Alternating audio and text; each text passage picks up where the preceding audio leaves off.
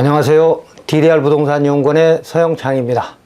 이번 시간에는 임야에 주택, 카페, 소형 공장을 지을 때 알아야 할 사항입니다.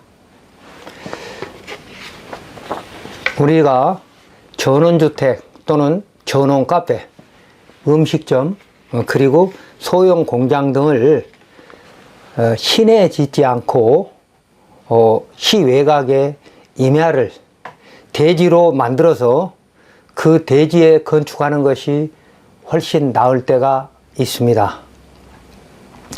물론 카페 같은 경우는 시외곽 또는 농촌 지역에 있는 미곡 창고 등을 개조해서 카페로 사용하는 경우도 있죠.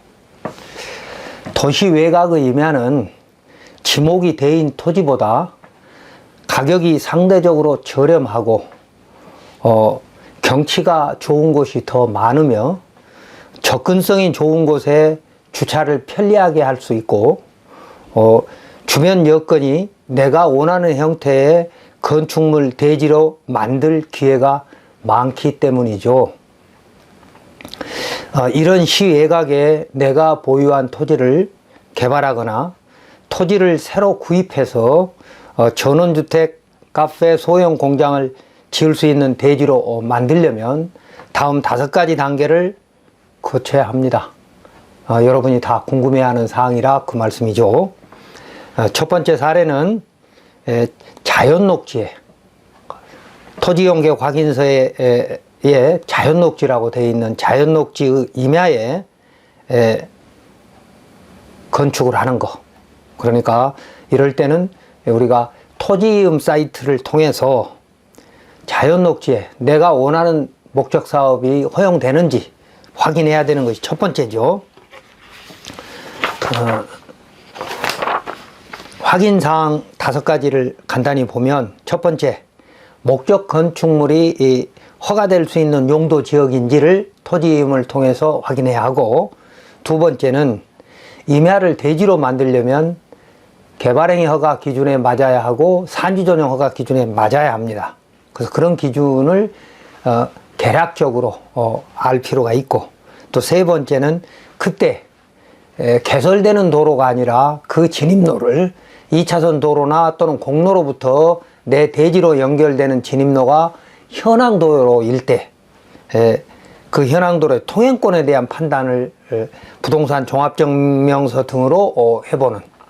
그 다음에 네 번째는 토목허가, 그리고 그 후에 건축허가 절차 및 비용, 그러니까 토목공사 비용, 건축 비용 이런 것들도 우리가 검토해 봐야 하고, 그리고 추가적으로 어떤 부대 비용이 있는지도 봐야 할 것입니다.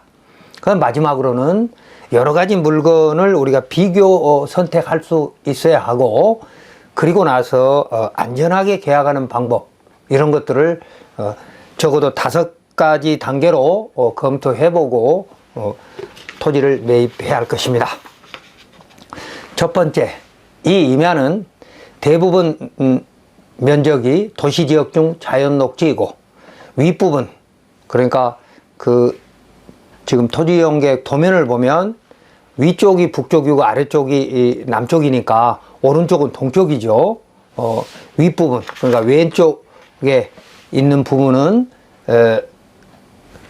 농림지역이고, 오른쪽은 계획관리지역과 자연녹지, 그러니까 대부분은 자연녹지고 왼쪽 부분은 농림지역과 관리지역이 조금 있다는 얘기입니다. 그러므로 이곳에 어떤 건축물을 지을 수 있는지는 국토계획법 시행령 별표 17과 그 지자체 도시계획 조례에 규정되어 있으므로 도시계획 조례를 확인해야 합니다. 그러니까 자연녹지에는 어떤 건축물을 지을 수 있다 라고 규정되어 있으니까 그걸 확인해 보면 된다 이겁니다. 이 사안에는 국토계획법 시행령 별표 17에 의해서 자연녹지에는 단독주택과 300제곱미터 미만의 카페가 허용되므로 단독주택과 카페는 이제 허가된다는 거죠. 그리고 음식점, 소형 공장은 2종 근생이므로 지자체 도시계획 조례로 위임되어 있는데 이 지자체에는 허용된다고 되어 있습니다. 그러니까 단독주택과 300제곱미터, 그러니까 90평 미만의 카페는 법률에서 허용되고 300제곱미터 이상의 카페와 음식점, 소형 공장은 지자체 도시계획조례에서 허용 여부를 결정한다 이 말입니다. 그러므로 전원주택이든 뭐 카페든 음식점이든 이제 진입로만 있으면 원칙적으로 허가된다. 그러니까 나머지는 토목측량설계 사무실에 맡기면 된다 이겁니다. 다만 카페 및 음식점을 계획관리지역에서 설치할 경우에는 물과 관련된, 그러니까 집수구역, 뭐 상수도 뭐 이런 것들이 있죠. 하천으로부터 얼마 떨어져 있지 않은 곳은 허가가 안 된다. 뭐 이런 규정들, 물 관련 제한이 있을 수 있으므로 토목사무실의 도움을 받아야 할 것입니다. 그리고 지목이 임야이므로 산지관리법의 제한도 보아야 하지만 이곳은 대부분 준보전 산지이므로 진입로 외에는 걱정할 필요가 없고 이 부분에 보전 산지가 조금 있는데 그건 뭐 개발이 안 되지만 녹지 공간으로 그냥 보존하면 될 것입니다. 다음 두 번째는 개발행위가 기준을 살펴보아야 합니다. 임야를 대지로 변경하려면 형질 변경 목적의 개발행위 허가를 받아야 하는데 물론 건축을 하려면 건축 목적의 개발행위 허가도 받아야 합니다. 그런데 그 건축 목적의 개발행위 허가는 건축 허가와 같이 가기 때문에 별도의 허가 서류도 없습니다. 임야를 대지로 변경하려면 형질 변경 목적의 개발행위 허가를 받아야 하는데 그 기준은 도시계획 조례에 위임되어 있으므로 조례를 확인해야 되고 또 어떤 지자체는 별도의 허가 기준을 별표로 가지고 있는 것도 있습니다. 그러나 그 기준은 국토계획법에서 위임하는 범위 내이므로 자연녹지의 경우에는 별로 어렵지 않습니다. 왜냐하면 자연녹지를 지정할 때 이미 그 임야의 경사도 등이 개발 기준에 적합한 곳만 자연녹지로 지정하기 때문이죠. 경사도가 조금 있는 곳은 보존녹지로 지정을 해버리기 때문에 자연녹지라면 경사도라든지 뭐 인목축적 이런 부분이 크게 문제되지는 않을 것이다. 물론 간혹 문제가 되는 것도 있죠. 다만 개발행위 허가는 허가권자의 재량권이 막강하므로 대법원 2004-2, 6하나 8하나 등에 있으므로 별도로 필요하면 공부를 하시면 될 겁니다. 있으므로 기본적인 개념은 이해해야 합니다. 그러니까 개발행위 허가 기준은 재량권이 있기 때문에 뭐 기반시설이 확보가 부족한다든지 아니면 주변 환경과 조화롭지 못한다든지 이런 추상적인 이유로 불허될 수도 있다는 것이죠. 다만 전원주택 또는 카페 정도의 소형 건축물을 짓기 위한 임야 해소는 그리 어렵지 않기 때문에 토목사무실의 의견을 따르면 될 것입니다. 국토계획법 시행령 제56조에 보면 법 58조 3항에 따른 개발행위가 기준은 별표 1의 2와 같다 그래가지고 지자체 도시계획 조례로 위임된 근거가 있고 그리고 4항에 보면 국토부 장관은 개발행위가 기준에 대한 세부적인 검토 기준을 정할 수 있다 그래서 개발행위가 운영 지침을 만들어서 각 지자체에 하달하는 것이죠.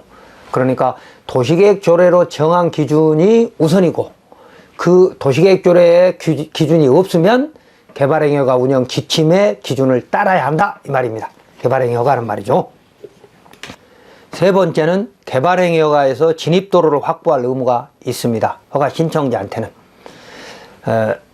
허가 신청자는 내 대지에서부터 2차선 도로 또는 공로까지 진입로를 확보할 의무가 있는데 그 진입로는 건축법의 법정도로 또는 지정도로가 되어야 합니다.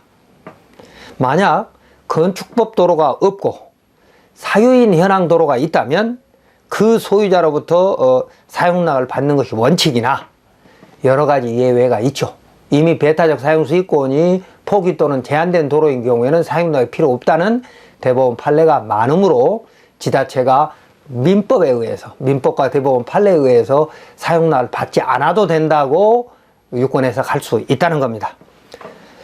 다행히 이곳은 마을에서부터, 그러니까 아래 취락지구인 마을에서부터 이 단지 내로 2만 평쯤 되는 단지 내로 연결되는 도로가 모두 건축법 도로로 지정돼서 건축법 도로관리대장에 등재되어 있으므로 전혀 문제가 안 되죠. 그런데 지금 개발하려고 하는 필지가 워낙 크면 그 내부 어느 곳에 건물을 위치해야 된다면 그곳까지, 그러니까 입구에서부터 건축법 도로에서 그곳까지 내부 도로가 생기죠. 그러면 새로 생기는 그 내부 도로를 건축법 지정도로로 건축법 2조 1항 11호 남목에 건축허가나 신고 때마다 허가권자가 지정하는 지정도로 말입니다. 지정도로를 건축법 44조 기준과 45조에 따라서 이제 공로로 만들어야 추후 분쟁이 없을 것이라는 겁니다. 국토계획법 58조의 개발행위가 기준 중에 1항 5호에 1이 되어 있습니다. 해당 개발행위에 따른 기반시설의 설치나 그에 필요한 용지 확보 계획이 적절할 때만 허가해줘라.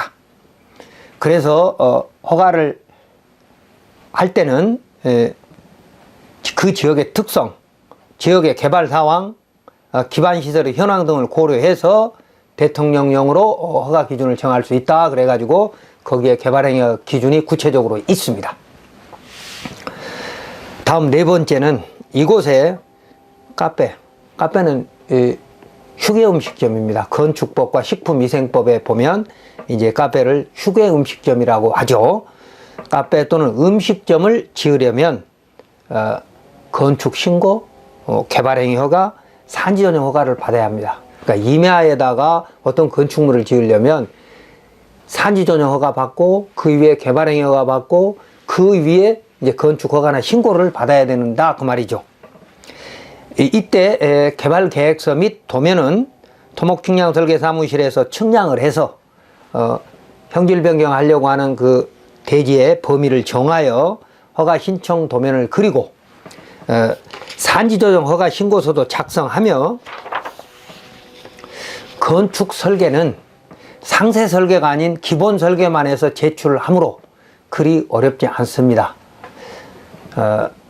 국토계획법에서 지자체 도시계획 조례에 위임한 허가 기준을 지자체가 도시계획 조례 또는 별표로 관리하는데 대표적인 것은 이제 임야의 경우에는 제일 먼저 경사도겠죠. 그리고 임상, 나무가 어떤 상태에 있느냐, 그리고 표고, 산의 높이 말입니다. 그리고 배수, 제일 중요한 게 이제 사실은 배수 처리죠. 등의 기준이 있고, 그 다음에 건축물의 용도 규모에 따른 도로 너비 기준이 있고, 이게 이제 개발행위 허가 기준에 있으니까 말이죠. 그리고 건축법 도로가 없는 곳에서 진입로를 확보하는 기준 등이 있는데 이것은 다행히 건축법 도로에 접해 있으니까 생략하겠습니다. 다음 다섯 번째, 인허가 비용은 개발 면적과 또 건축물의 용도, 그리고 국토계획법의 용도 지역, 산지관리법에 의한 용도 지역, 또 진입로를 확보하는 방법 등에 따라서 토목공사 비용은 달라질 겁니다. 그러나 통상적으로 단독주택 또는 근생 건축물의 경우, 그러니까 소형 건축물의 경우에는 허가 비용은 약 800만 원 정도가 될 것이고, 현장 상황에 따라서 점용 사용 허가 비용으로 몇백만 원이 추가될 수도 있습니다. 그러니까 토목 허가는 개발행위 허가와 산지전용 허가가 기본인데 임야에 개발할 때 말입니다. 그때 허가 비용은 약 400~500만 원 정도. 또 만약에 도시계획 심의를 해야 된다면 그 심의 비용이 또 별도로 100~200만 원 추가될 수 있고요. 또 그 진입로를 개설하는데 이곳은 이제 이미 진입로가 다 있지만 진입로를 개설해야 될 때는 하천조명 허가를 받는다거나 도로점령 허가를 받는다거나 농업 생산 기반시설 사용 허가, 그러니까 하천점령, 국어점령 뭐 이런 걸 말하는 거죠. 이거나 아니면 국유재산 사용 허가를 받아야 된다면 그런 비용들이 각각에 또 100~200만 원씩이 추가될 수 있고요. 그래서 이런 비용들이 추가될 수 있는데 기본은 약 한 7, 800만 원 정도 된다. 그리고 임야의 경우에는 대체 산림 조성비가 부과됩니다. 그래서 준보전 산지의 경우에는 제곱미터당 2023년 기준입니다. 7,260원과 공시지가의 1%가 부과되는 겁니다. 약 300평을 산지조정 허가를 한다. 그러면 300평 곱하기 7,260원과 또 공시지가의 1% 정도를 이제 계산해서 납부하면 되는 거죠. 그 다음에 토목공사비는 현장 상황에 따라서 다르지만 평탄 작업과 포장, 그리고 지하에 상하수도 관로까지 제대로 설치를 하려면 적어도 평당 1, 20만 원 이상이 소요될 수 있지만 정확한 금액은 설계가 나와야만이 판단할 수 있기 때문이죠. 평당 한 20만 원 정도까지 생각해야 될 것이고, 또 이미 대지화되어 있는 경우, 그러니까 도로가 포장은 안 됐더라도 포장 직전 상태로 이미 대지가 돼 있고, 또 대지도 이미 다 그렇게 평탄 작업이 돼 있다라고 한다면 평당 한 3만 원 또는 5만 원 정도로도 끝낼 수도 있습니다. 그래서 이제 정확한 건 현장 상황과 설계 도면에 의해서 결정된다. 그리고 건축비는 평당 약 한 400만 원에서 700만 원 정도가 소요됩니다. 그러니까 30평 건물을 짓는다. 그러면 그 30평 곱하기 상가 건물이면은 한 400만 원, 또 주택은 한 500만 원, 또 그리고 그 안에 인테리어라든지 이런 것들이 들어가면 또 최대 한 700만 원까지도 들어갈 수 있는 그런 비용을 가상하셔야 할 거고, 또 그리고 예비비는 이렇게 그동안 산출했던 모든 비용의 약 10% 정도는 준비를 해야 됩니다. 예상치 못한 비용들이 추가로 나갈 수도 있기 때문이죠. 자, 이제 마무리하면 매매계약을 하면서 우리가 유의해야 할 사항은 허가조건부 매매계약을 하면 좋지만 매도자가 동의하지 않을 경우도 있습니다. 물론 개인 매도자는 당연히 내 물건이 가치가 없으면 계약이 없었던 걸로 하자고 매매조건부 허가에 동의를 할 수 있지만 상당수의 대부분의 매도자는 동의를 하지 않을 겁니다. 이럴 때는 토지 전문 중개사를 통해서 기본적인 사항은 미리 검토한 후에 토목측량 설계사무실과 심도 있게 상의하여 인허가 용역계약을 한 후에 매매계약을 하는 것이 안전할 겁니다. 그러니까 토목사무실에서 자연녹지의 경우에는 별로 어렵다고 생각 안 하거든요. 그러니까 자연녹지에 있는 임야 위에 카페나 단독주택이나 소형 공장이나 이런 소형 건축물을 짓기 위해서 형질 변경을 해달라라고 토목사무실에 부탁하면 토목사무실은 그리 어렵게 생각 안 할 겁니다. 아까 물 관련된 것만 빼고 말입니다. 그래서 그런 것은 토목사무실이 전문으로 하는 거니까 금방 답을 얻을 수 있기 때문에 토목사무실에 들리고 난 후에 매매계약을 하는 게 좋다. 그리고 이때 사유인 현황도로 통행권은, 그러니까 지금 여기는 건축법 지정도로가 됐으니까 문제가 없지만 건축법 지정도로가 되지 못한 사유인 현황도로로 허가를 받으려고 할 경우에는 다른 것은 토목사무실이 다 해줘도 되지만 이 현황도로의 사용승낙이 필요하냐 안 하냐, 그러니까 통행권이 있냐 없냐, 또는 이 도로가 이미 이 현황도로 공로냐 아니냐, 이런 거에 대한 판단은 허가청에 계약 전에 확인해야 되거나, 그렇지 않으면 이 현황도로 소유자로부터 사용승낙을 받아서 계약을 진행하는 것이 안전할 것입니다.